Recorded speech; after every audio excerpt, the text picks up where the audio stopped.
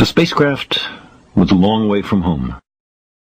I thought it might be a good idea, just after Saturn, to have them take one last glance homeward. From Saturn, the Earth would appear too small for Voyager to make out any detail. Our planet would be just a point of light, a lonely pixel, hardly distinguishable from the many other points of light Voyager would see, nearby planets, far-off suns. But precisely because of the obscurity of our world thus revealed, such a picture might be worth having.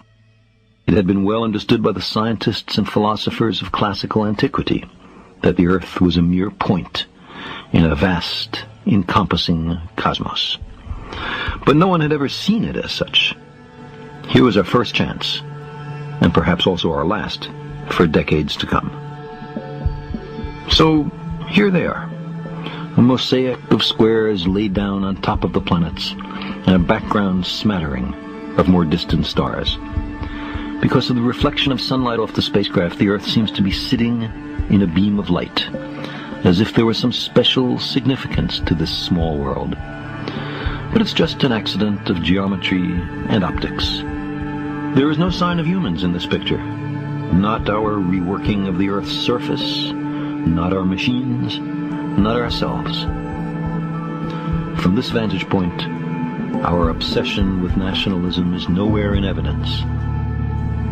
We are too small. On the scale of worlds, humans are inconsequential, a thin film of life on an obscure and solitary lump of rock and metal. Consider again that dot. That's here. That's home. That's us. On it, everyone you love, everyone you know, everyone you ever heard of, every human being who ever was, lived out their lives.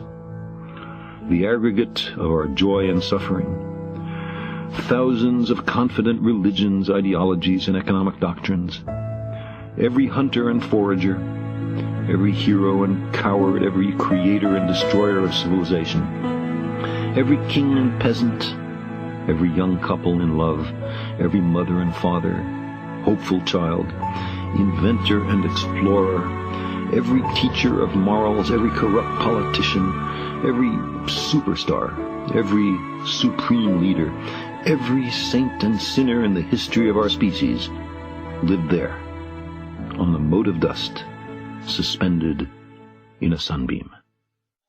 The Earth is a very small stage in a vast cosmic arena.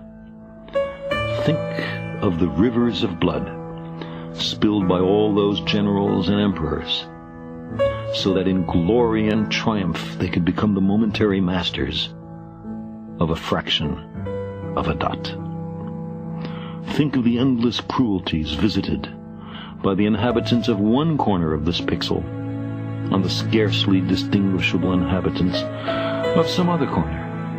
How frequent their misunderstandings, how eager they are to kill one another, how fervent their hatreds.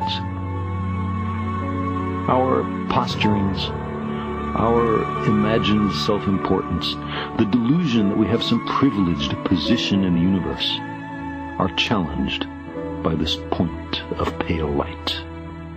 Our planet is a lonely speck in the great enveloping cosmic dark. In our obscurity, in all this vastness, there is no hint that help will come from elsewhere to save us from ourselves. The Earth is the only world known so far to harbor life. There is nowhere else, at least in the near future, to which our species could migrate.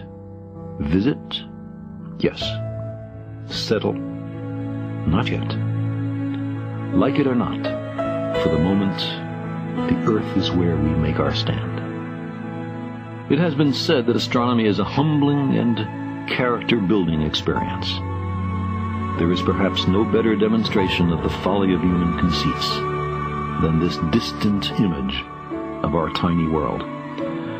To me, it underscores our responsibility to deal more kindly with one another and to preserve and cherish the pale blue dot.